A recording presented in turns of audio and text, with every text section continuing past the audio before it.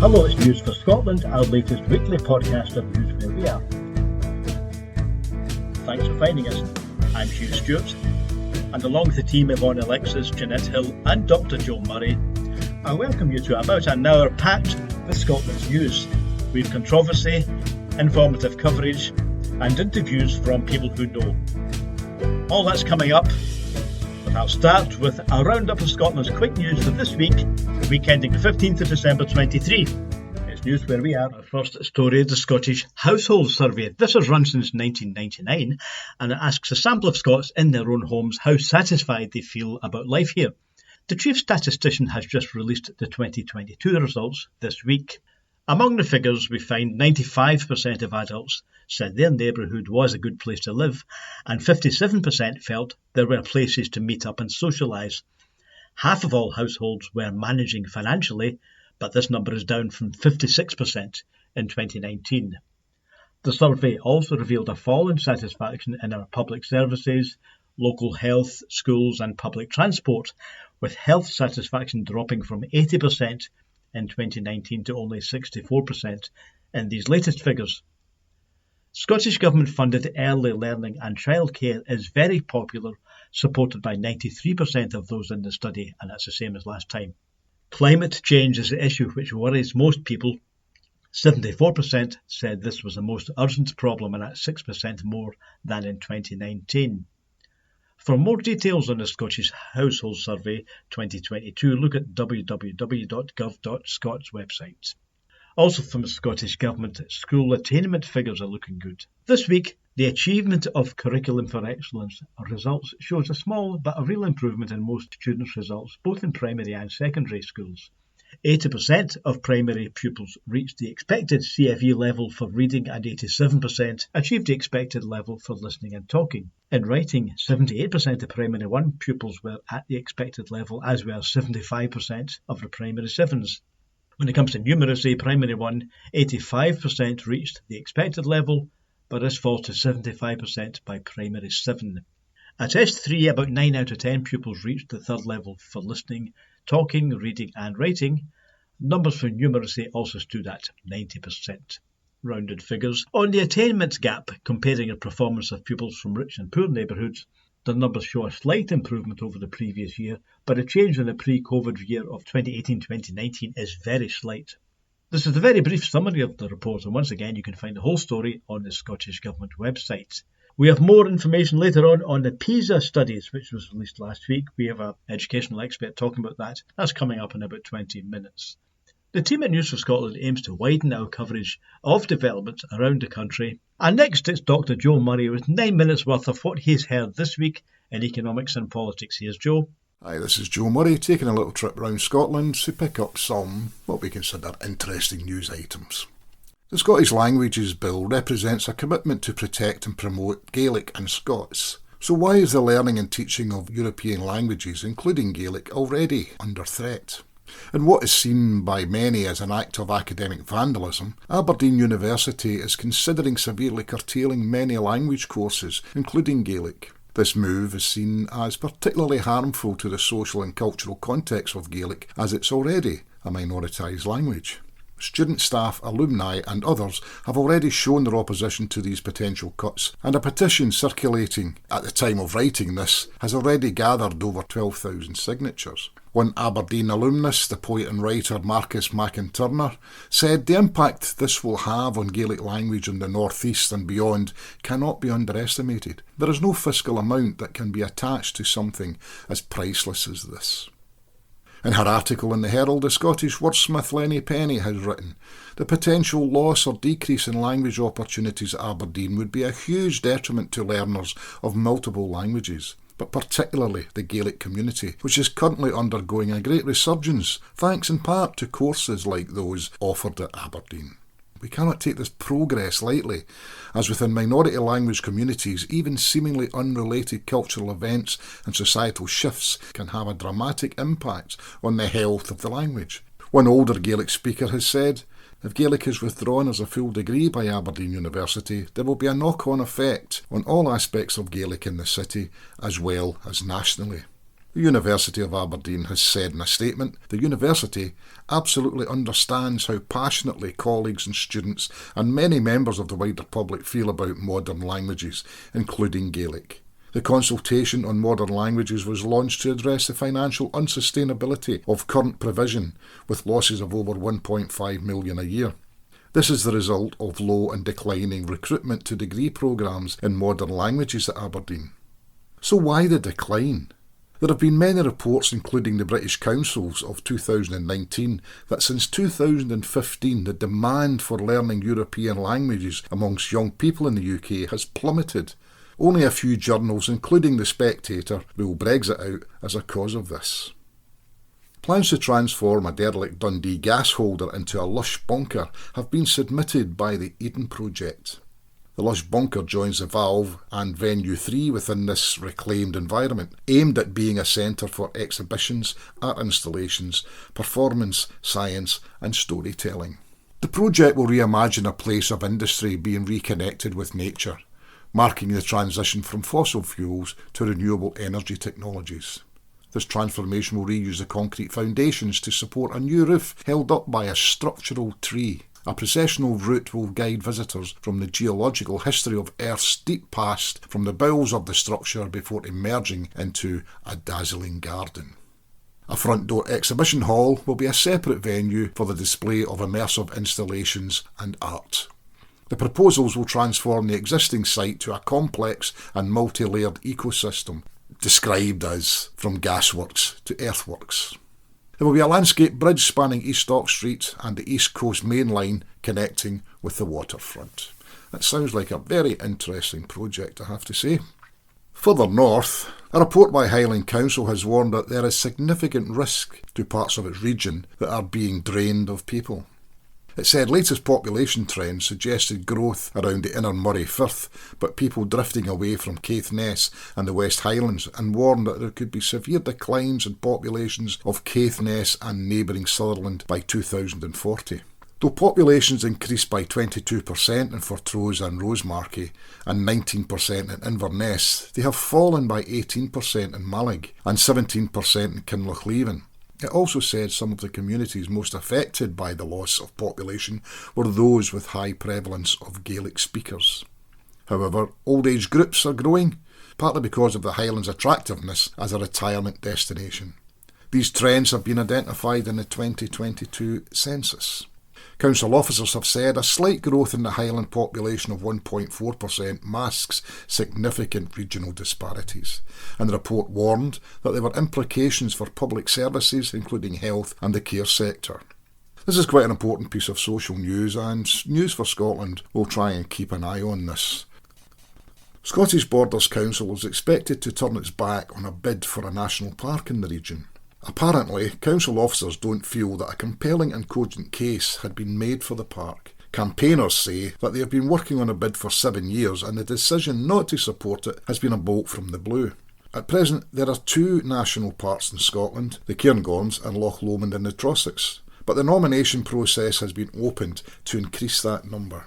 Campaigners for a Borders National Park said it had been a surprise when in September this year, with no prior warning, the council had put forward an idea for a grand scheme, combining both the Borders proposal and another South of Scotland bid in Galloway. Campaigners said that appeared to be little more than a headline idea, whereas their own plan had been fully worked out in detail over a number of years. They said combining bids had also been rejected by the Galloway group. The Galloway National Park campaign has already been endorsed by its local authority in neighbouring Dumfries and Galloway. Where do you think Scotland's next national park should be located? Should we have another national park? Contact us at info@newsforscotland.org, or you can join our Facebook group and make a comment there. To widen the scope a little further, let's look at Scots at Westminster. In an attempt to meet the needs of working class Scots, an SNP MP has submitted a programme of 17 bills proposing new laws to the House of Commons.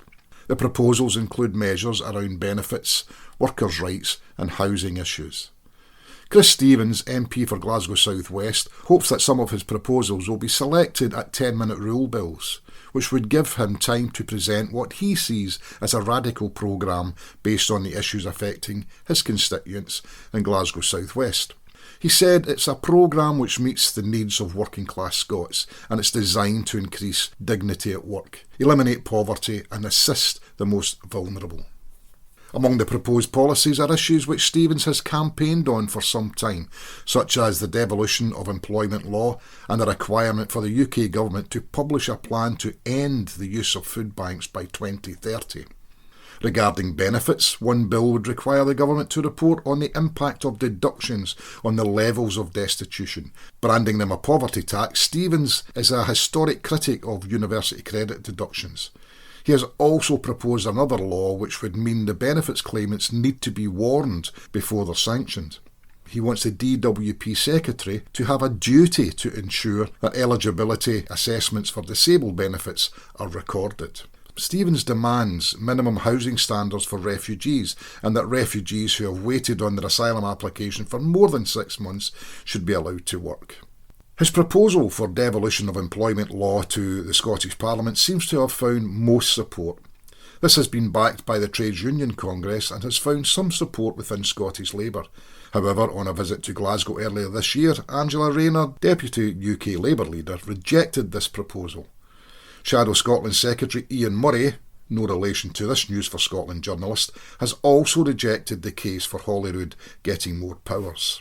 And further to this, with the contaminated blood inquiry set to produce its final report next March, Rishi Sunak, amid a widening split in his party, suffered his first defeat at Westminster as the Prime Minister.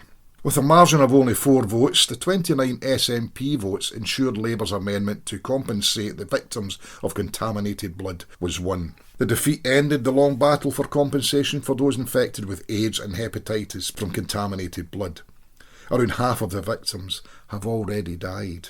A long-time campaigner for justice in the contaminated blood scandal, Stevens told News for Scotland that it was the most important vote I have ever cast at Westminster.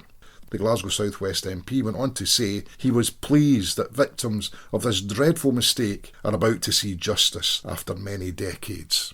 Well, this is Joe Murray rounding up short news around Scotland and obviously at Westminster. I'll now hand you back to Hugh in the studio. I'm now going to move on to the Best Start food card scheme. The Scottish Government brought the scheme in 4 years ago to help mothers and expecting mums to obtain healthy foods such as fruit, eggs and baby formula. The balance on the cards is topped up by £19.80 every month.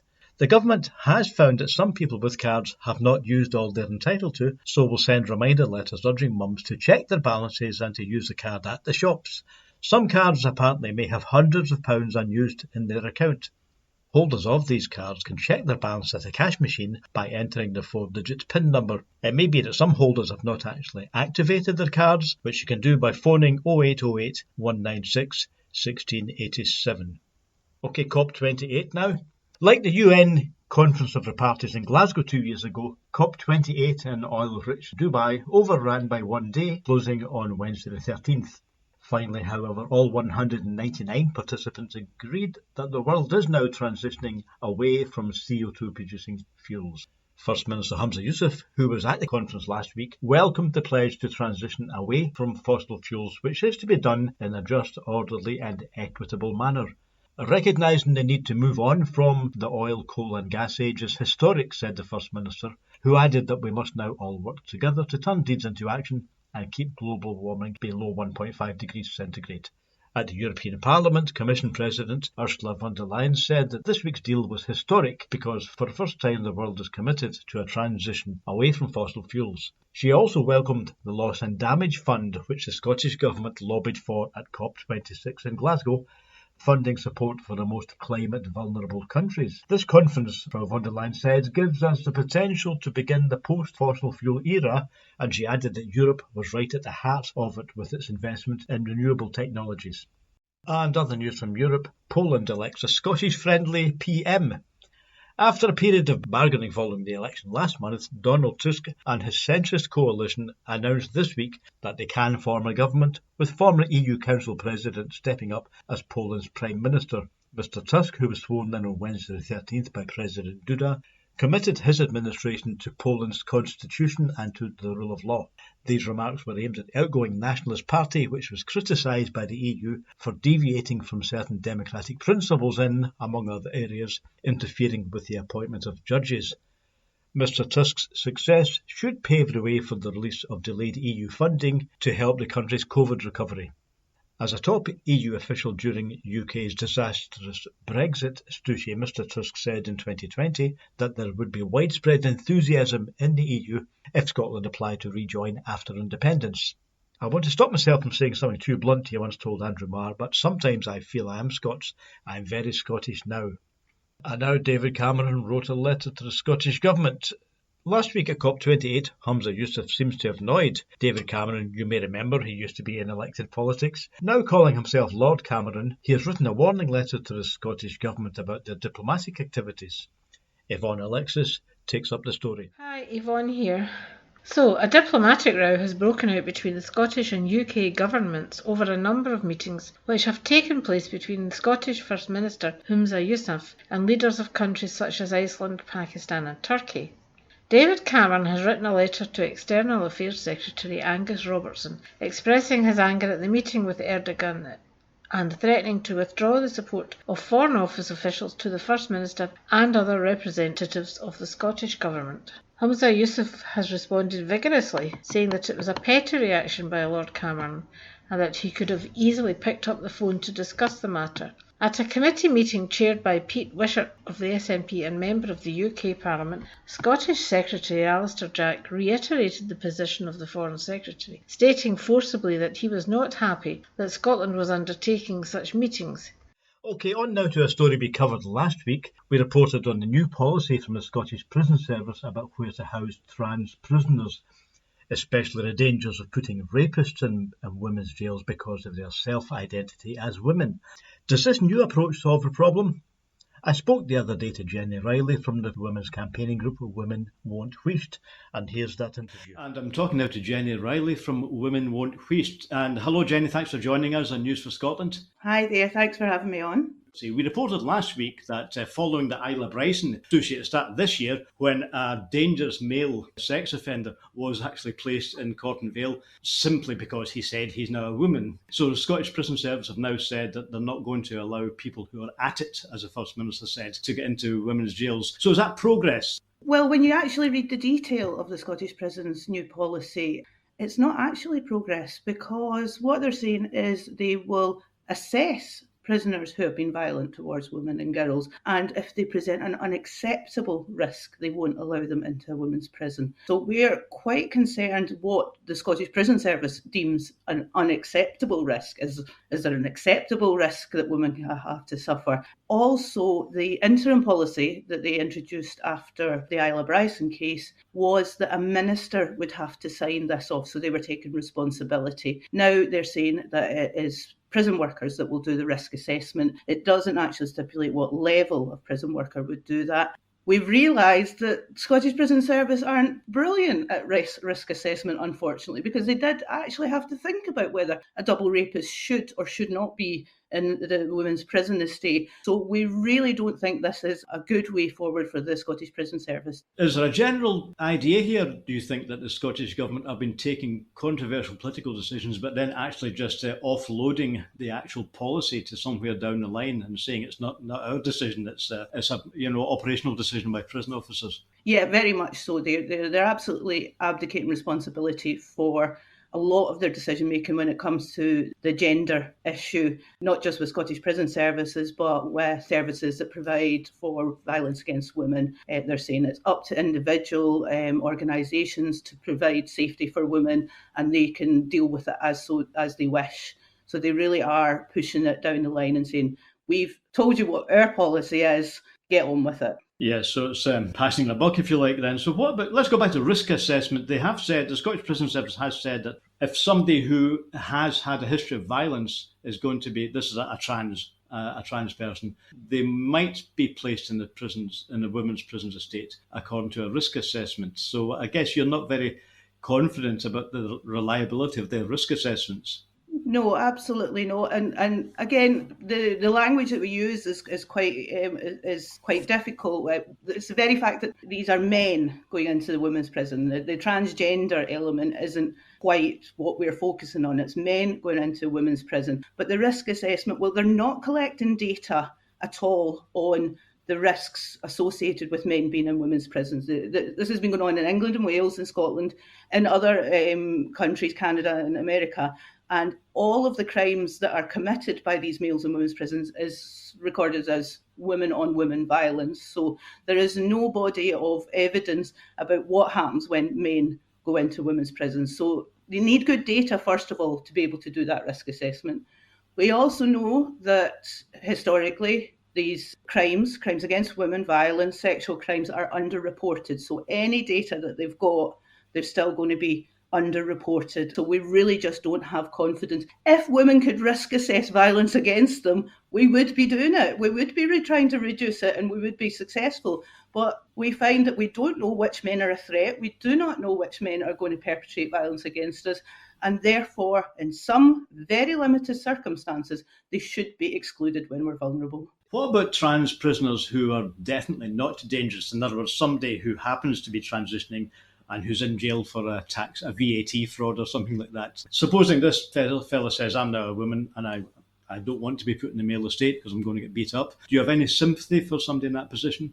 Well, I think, first of all, male prisoners are at risk of male violence, just like females are at risk of male violence. But just by the fact of them stating that they're a woman does not make them any more of a risk or less of a risk. The Scottish Prison Service has not provided any data that says particular men who put their hand up and say, I'm a woman, are more at risk. Disabled men are at risk of violence and sexual violence in prison. Young men are particularly at risk of these things. And what they're doing is actually abdicating the responsibilities, and we can't deal with it in the men's. So here you go, women, you deal with it in your prison. So it's really quite an odd way of the Scottish Prison Service saying, we actually can't control male violence and we're really rubbish at dealing with it. However, the idea of non-violent men being in the women's prison is still something that we disagree with. Nowhere in the document have they assessed the risk of pregnancy. So if there's males and females in accommodation together, whether it's consensual or not, and we would argue that if you're in prison, it's very hard to be consensual. It's very difficult if you can't actually remove yourself from the situation. But if there's males and females, there is a risk of pregnancy. Now, we know prison services are terrible at dealing with pregnant women. Women have a lot of health problems in prison, and we've seen a number of deaths of babies around the time of birth because they can't get medical help and things like that. So they've not mentioned that at all in their policy, and it's a glaring omission there. But even without the risk of pregnancy or the issues around sexual intercourse and things like that, there's the issue of women who are in the prison system who have faced domestic violence. So the Angelini report said about just under 80% of women show signs, they can see it on scans, show signs of head trauma as a result of domestic violence. If you've been beaten up by a man, and women in general are weaker than men, then you are going to be scared of men. It's part of a trauma response, something that you cannot control, and therefore putting these women in with other strange men is going to sometimes elicit a trauma response. Now, these women are dealing with an awful lot of other things. Most women in prison are there for non-violent offences. They are dealing with perhaps drug addiction. They're dealing with very poor mental health. They're dealing with being separated from their families. A lot of them will have young families and things like that. They don't need this additional trauma of men being in their spaces. And so we really do object to any males, particularly males who have kept all their genitalia, who have male strength, being put in with women on so many levels. A trauma-informed service, and they say they're running a trauma-informed service, but a trauma-informed service would say that women need space away from men to heal. Are you finding that people are still buying that what Nicola Sturgeon used to say, that Isla Bryson's a woman? No, I think the Isla Bryson issue, because there was photographic evidence that he was very definitely a man, it kind of blew it all out the window. I think we've been subjected to a real campaign of trying to think of these men as a different kind of man. And they're not, they're just men. The only thing that makes you transgender is putting your hand up and saying, I think I'm the opposite sex. So these are wholly men, and once you recognise that, and people are much more willing to say that now, which is a very positive thing, then we realise that we have been basically had by the people in government. It's really important to remember it's not that we're against people being transgender. They can say that they are transgender, but the physicality of their bodies does not change. They are male and they shouldn't be in women's spaces. Okay, Jen, so I guess this debate is going to continue. Is your group talking to any MSPs or involved in any actions on this?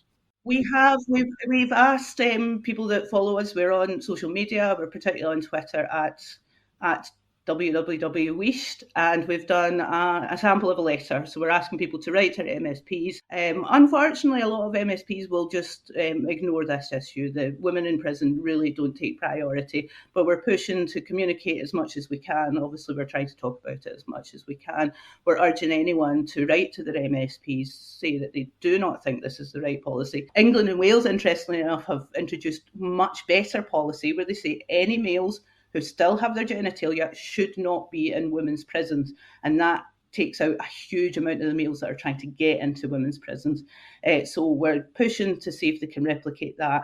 And we'll just keep going forward talking about it, try to get as much interest as possible. Okay, Jenny Reilly, Women Won't Waste, thanks for talking to us on News for Scotland. Thank you. Jenny Reilly from the campaign group Women Won't Waste. And now on to a UK story. Conservative parties throughout the world favour small government. They want people to be free to lead their own lives without government intervention. So why then does the UK government want to spy on 9 million bank accounts? For that story, here's Jeanette Hill. Hi folks, it's Jeanette Hill here, and I'm going to do a little report on It's the Fault of Benefit Claimants. DWP makes changes to access and bank accounts and other changes. A proposed change is that 9 million UK bank accounts for claimants have to be put under continuous scrutiny. So in the UK, that's 5.8 million on universal credit, 1.6 on employment support allowance, and 1.4 million on pension credit. The new system is due to start in 2025. The government says it will give the DWP, who already has powers to look into bank accounts, more powers. Now, not just if it suspects fraud, but as almost routine scrutiny. Any fraud case passed to the police also means the police already have those powers. But the main change here will be banks will be asked to report any account which goes over the capital limit, which means what you're allowed to have in your bank account in order to claim those benefits.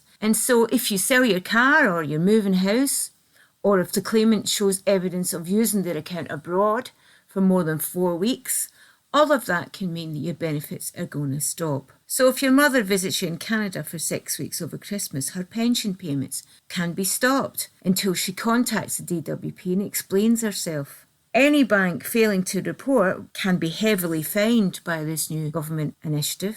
The DWP will have the power to force any other third party to hand over data it considers necessary.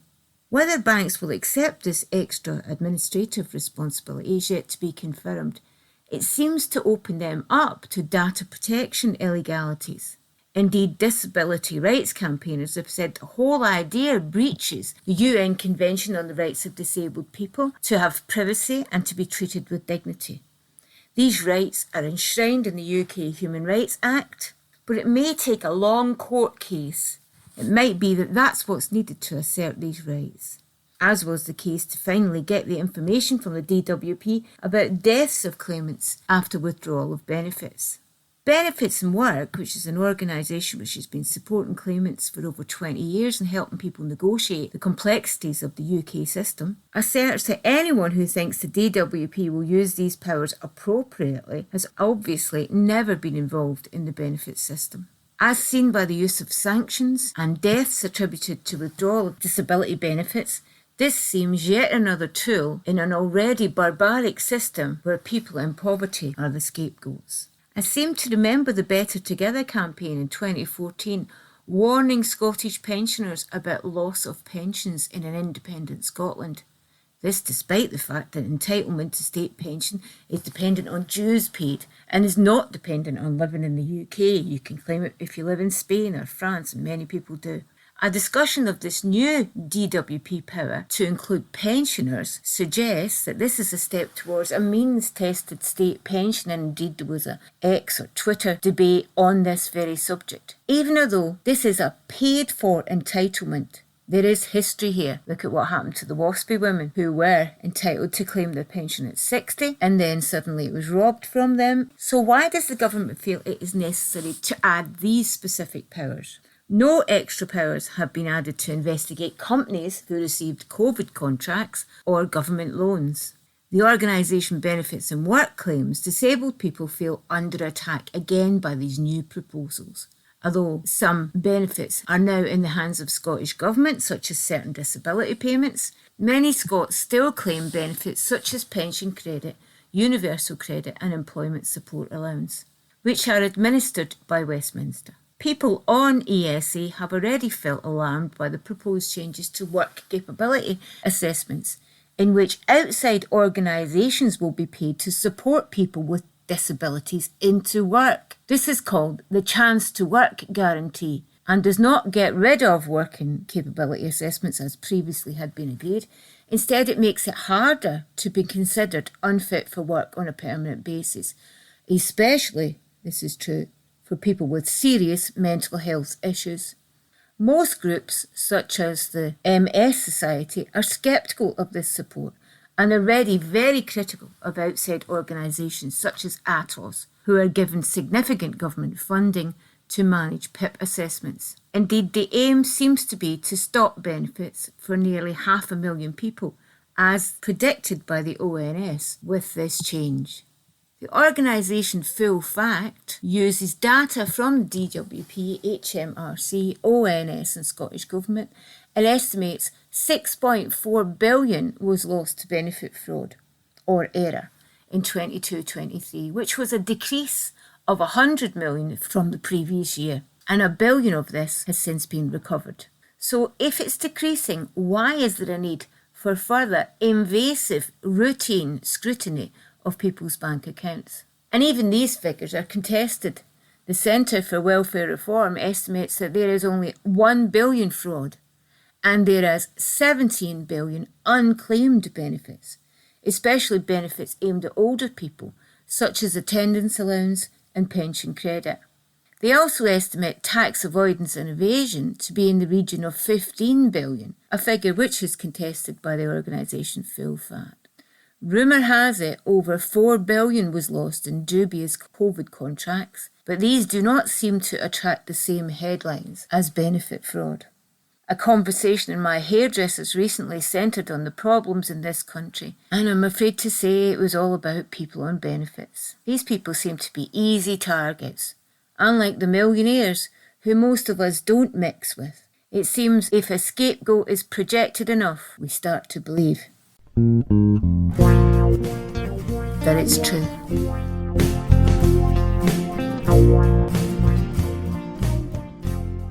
Yeah, thank you, Jeanette. Very worrying stuff. Now let's return to a story we led on last week on PISA. That's the Programme for International Student Assessment. A lot of controversy of Scotland, of course, about how well the schools are doing, and does the curriculum for excellence have anything to do with the following results? Well, we spoke to somebody who knows. This is my interview now with Dr Shipera of Stirling University.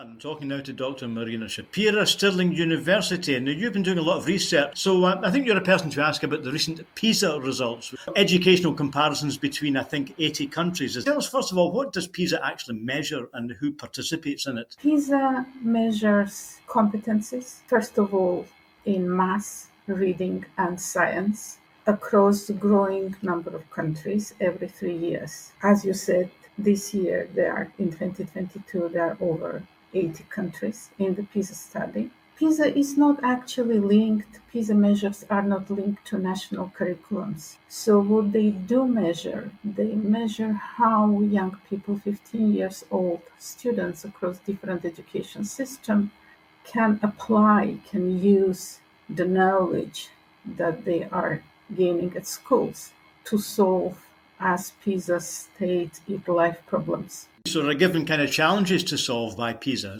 It's more practical tasks rather than just testing what children are actually learning, but this is more about how they can use what they learn to solve specific problems. Yep, I see. And Scotland, I believe, participates enthusiastically. There was a very high return rate from Scottish schools and pupils, wasn't there? It seems so, yeah, it seems so. I'm just wondering because I don't know if this is comparable. There was a much smaller sample size in England because a lot of politicians in Scotland have instantly said Scotland is failing and England is succeeding. Do you think the figures actually prove that? Well, I think it's a complex story. I think if we look at the response on the day of the publication of the PISA results, Scottish government maintained that Scotland is doing quite well and it's in line with the OECD averages in maths and science, and it is above OECD average in reading. I think many commentators said that actually there's a over-time decline in PISA scores and Scotland actually is not doing well, and main point of comparison is of course the UK averages, which are being driven by England's figures. Many commentators commented on the lack of successful performance of Scotland in 2022.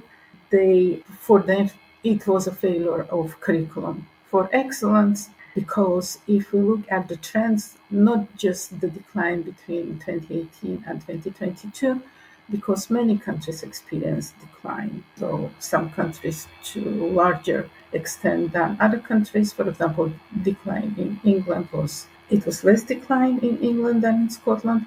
But it's more interesting to look at longer term decline. If we look at what happened between 2003 or 2006 and 2022, this is when we can see that there was a decline in Scotland in test scores. And this decline was stronger than in England. More than that, if we look, for example, at reading attainment, which are good in Scotland, they are higher than the OECD average and are in line with English performance on reading scores. For example, in 2006, the scores were higher in Scotland than in England, and they were also higher than in England in 2012. And since 2012, they went down and then up again in 2018 and 2022. There are similar scores in reading performance. But this is Scotland is performing relatively well in reading. If we look at science attainment, so 2012, similar scores in Scotland and UK averages. And then since 2012, there is a decline, and there was a slight decline in England, but the decline in Scotland is steeper. Mm-hmm. And the same is about maths performance. If we look at 2006, Scotland was doing much better than the UK averages. Then in 2015, Scotland was doing as well as England, and then UK averages went up, and again Scotland's averages went down since 2015. So, as I said, some commentators say that this is because of the curriculum for excellence. Partly yes, but not just because the curriculum for excellence, because those who critique curriculum for excellence as responsible for the poor performance on these tests, they usually pointing towards the feature of Scotland's curriculum, which is competency-based rather than knowledge-based, like English curriculum. But Estonian curriculum is also competency-based curriculum. So it's much closer to curriculum for excellence model than to English model. And Estonia is doing really well. on PISA. Is it then perhaps a case not so much that there's anything wrong with the approach and the philosophy of curriculum for excellence? Is it more to do with, well, two factors obviously come to mind. How much time do teachers have to actually design learning activities for it? And the other thing is social, like poverty and general going on outside the school must be important too. Are these factors we have to consider? Yes, we just recently finished with my colleague, Professor Mark Priestley. We have finished a large project funded by NAFUT Foundation, and this project looked at the curriculum making processes in Scotland's secondary education and how these curriculum making processes and the curriculum for excellence impact students' outcomes. And our conclusion was that the main issue is not the philosophy and the vision of curriculum for excellence, but there are systemic issues that are responsible for, poor implementation of the curriculum. So the issues in Scotland, they include, for example, a focus on performance indicators, and this means focus on attainment. And this is resulting from this dominating performativity culture. You mean the kind of league tables idea? Schools are competing with one another. Yes, absolutely. So this focus is completely sort of uneducational, and it is not benefiting students, but it is driving the decisions that schools are making. So that's, for us, that's one of the main problems. Also, there's an overemphasis on qualifications in secondary schools rather than on what does it mean to become educated person, which is, again, it is linked to the performativity culture, and again is not benefiting students. And then you mentioned poor resources. Of course, poor resources in terms of limited teacher contact and non-contact time, lack of specialist teachers, inability of teachers to, participate more actively in professional development. Also, the processes of implementation of curriculum for excellence in schools are not supported enough. Yeah. A lot of it has to do with resources and how much time teachers actually have to get their heads around what they should be teaching their pupils. And then also understanding what exactly, this. It's one thing to have this, stated vision of the curriculum, but another thing to understand how to transform it into, day-to-day operation of the school curriculum. Okay, so you don't think there's any evidence in the scores that the curriculum for excellence is a problem, but there definitely is a decline, so the Scottish Government does need to focus on that. Absolutely. I think that PISA measures, and not just the measures about maths, science, and reading performance, but also additional measures that PISA study provides us with very valuable information about performance of education system. Especially, if we consider this over-focus, over-emphasis on attainment. So this is the reason why using the attainment as a sole measure of performance of Scottish education is not very helpful. And this is when the PISA measures are becoming very useful, and not just the test scores on math, science, and reading, but also additional scores. In our study, for example, we looked at the PISA's global competencies measures available there. These measures of global competencies, they very much align with curriculum for excellence vision, because they, similarly to the curriculum for excellence, they emphasize the focus on young people capacity, for understanding global issues, engaging cross-culture interactions, and appreciating different perspectives, feeling empowered to understand and solve problems around them. So using the measures of global competencies is a very useful indicator, I think, about the success of the curriculum for excellence vision. And what we found, one of the main findings of our study was the narrowing of the Scottish secondary curriculum.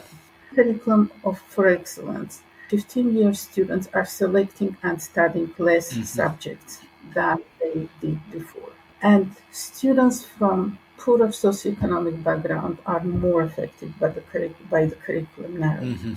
What we found that there is a strong correlation between the curriculum narrowing and between the performance on different PISA measures.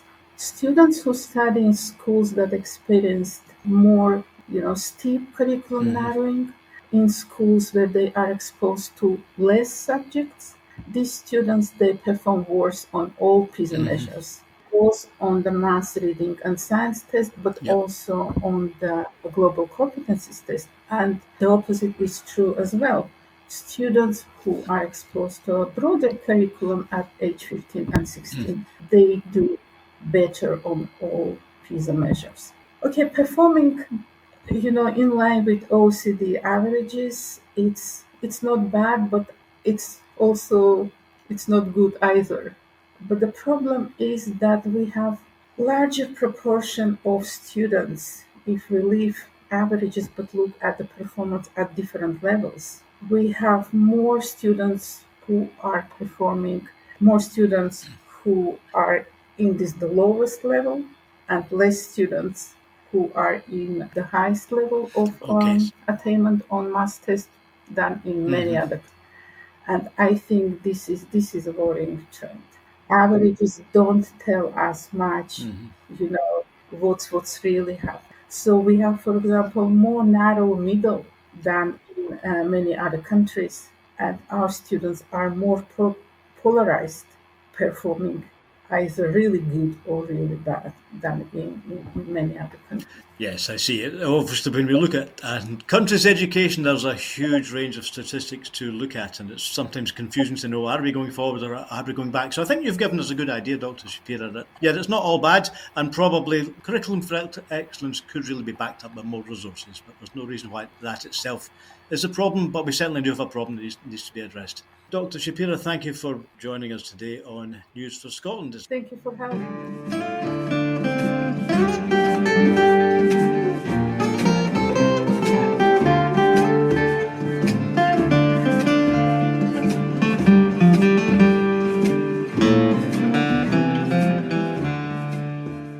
In a rather startling volte-face, Michele Mone, by means of a YouTube documentary, now tearfully says that she regrets not being more transparent about her links with a company that had UK government contracts during the pandemic. Lady Mone also insisted that the government was fully aware of her involvement. She and her husband Douglas Barrowman both speak in the documentary. Prior to this, lawyers acting on their behalf had issued several letters of warning to The Guardian, telling the newspaper in the strongest terms that she and her husband had no direct involvement in the company PPE MedPro. These denials have gone on since 2020. Now the truth is coming out. Last week I reported on this story for News for Scotland, noting that their charitable foundation, the Barrowman Trust, had been closed down by the Charities Commission. The company in question, PPE MedPro, is being sued by the UK government for £122 million plus costs for breach of contract and unjust enrichment. It is also being investigated by the National Crime Agency. In December 2020, lawyers for the Tory peer said she had no role or function in the firm. They also said this applied to the process by which contracts were awarded to PPE MedPro. But in November 2021, the UK government revealed that Baroness Mone was the source of referral for the company, enabling it to get a place on the so-called VIP lane for offers of personal protective equipment for the NHS. The VIP lane, also known as the High Priority Lane, was introduced to help the UK government choose between huge numbers of supplier offers during the pandemic. The Scottish businesswoman has now spoken publicly for the first time in a YouTube documentary since the story emerged. Due to exorbitant prices and equipment that did not meet regulations, the Department of Health and Social Care lost 75%, yes, 75%, of the £12 billion it spent on personal protective equipment, or PPE, in the first year of the pandemic. This included £4 billion of PPE that could not be used in the NHS and had to be disposed of. PPE MedPro, one of the providers of personal protective equipment to the government, is being sued by the government for £122 million plus costs. Following Baroness Mone's recommendation, this company secured contracts in 2020 through the so-called VIP lane.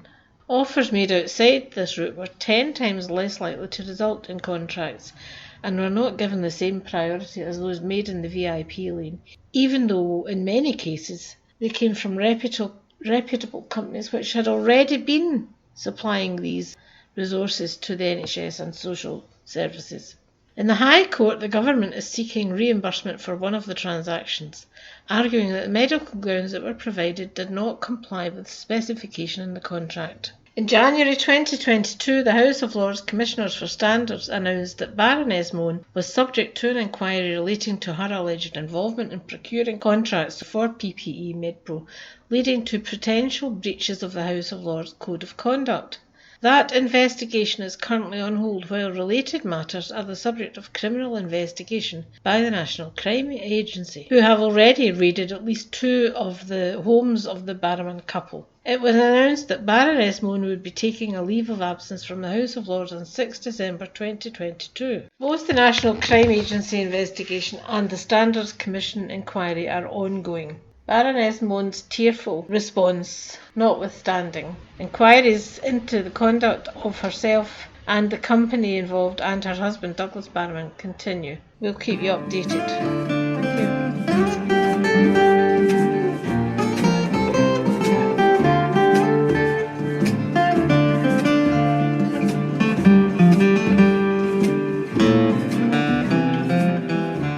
Hi folks, it's Jeanette Hill here, and I'm going to be talking to you about how our care system works in Scotland currently. We still have mixed provision, which means public-owned care homes, some third or voluntary sector ones, but by far the biggest provider are the privately owned ones. Now, privately owned means that they are run for profit. Over 80% of the 50,000 residents we have currently staying, long stay mainly, in care homes are female, over 85, and are funded mostly or partially by local authority. They are funded, therefore, to take a place in a privately owned care home. Of these care homes, 5 are big chains, and 4 of which are owned in tax havens, and the other one of those 5 big chains, ultimately we don't really know where the ownership is of that. Public Health Scotland, in its November report, Insights into Social Care Statistics, highlighted those points that I've just made about our residents and about what age they are and how they're funded. A study into care homes in Scotland, published in December 22, outlines the people now resident in care homes have very changing, complex needs, many with comorbidities, and staff whose concerns may be on resources and budgets may not have the training needed to provide the person-centred care that these individuals need. Dr Santhana Selviandran, in a Glasgow University study, said care environments must adapt and change, and her work has helped some care homes provide a more resilient environment. But such trained, experienced staff are hard to maintain in the current care environments. Unions representing care workers, especially Unison, worry that the run-for-profit motive encourages an exploitative environment. In this environment, workers and service users are not best served. Staff turnover in such workforces creates fundamental problems in the care of our most vulnerable Scottish citizens. Unions have highlighted the vast profits of these companies and CEO salaries compared to their low-paid staff. The answer to this staffing crisis is not, they say, to import more workers from abroad, because they too would be exploited, but is, says the unions, to address this deluge of tens of millions of public money going to these firms, many of it situated in tax havens abroad, as most placements are funded by local authorities. Marie Todd, the Social Care Minister, has argued for a national care strategy, and she says this is needed to improve the care quality and workers' conditions in the sector. However, unions and other campaign groups such as Commonweal have argued if the sector remains dominated by private big players, this will not lead to improvements. In fact, it will lead to greater public money going to shareholder profits. And this might even include bailouts for debts-heavy assets so that residents' homes aren't lost. And ultimately, that means less places available and little change for staff or improvements for residents. They argue there must be greater provision in the public sector. Even extra funding to the voluntary sector cannot provide the better staff conditions or consistency of care. In fact, one of the major concerns from interested groups in Scotland's national care strategy is the amount of diversity of groups being supported to provide this care. This diversity could waste endless resources in repetition, such as administrative functions or HR functions, and the care budget would be seriously diluted when it gets to the service users and the staff where it is needed. Voluntary services, although many do a great job and do add funding into the system, they have no legal duty to provide the service and can close, and often do. They also require significant financial scrutiny, as we have seen with Michele Mone's charity foundation or the Captain Tom charity fiasco. Many might suggest the move to a charity is a political act which takes the responsibility away from public funding and the rights of citizens to receive health and social care services. As the saying goes, we are entitled to this from cradle to grave. That was the ideal anyway. Public, provided health and social care was to replace charities such as old charity hospitals, etc. Stay-at-home or domiciliary personal care is provided in Scotland, and most people do want to stay at home as much as possible. But for many of our really seriously ill people, this is not an option. NHS bed blocking means that there are people in hospital who really should be provided for in care homes. But the loss of care home places makes this an extra problem and adds to our financial concerns of our NHS. An article in the Herald by Jamie Mann and Ali Tibbett, initially researched by the Ferret, discusses the number of upheld complaints by the Care Inspectorate, and these complaints refer to care home chains operating in Scotland. Private firms had nearly triple the rate of public or third sector complaints. Over 7,000 issues were raised between April 2020 and March 23. And of these, 706 were upheld by the Inspectorate. Many of these had serious effects on residents, and they included incidents of unsafe food and drink intake, missed medical appointments, going unwashed, and poor living conditions.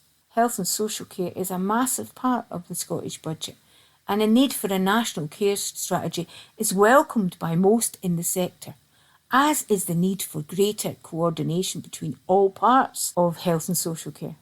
With the amount of money involved, it surely would be sensible for all concerned if unions and other stakeholders' views are taken seriously. After all, these are people on the coal face, especially when you're looking at the welfare of those valuable, experienced staff and their very vulnerable service users. That's it for this week. So from me, Hugh, Jeanette, Yvonne and Joe, thanks for listening. We're already preparing our last show of 23. That will focus on the budget and the economy. So join us then. Bye for now. See you later.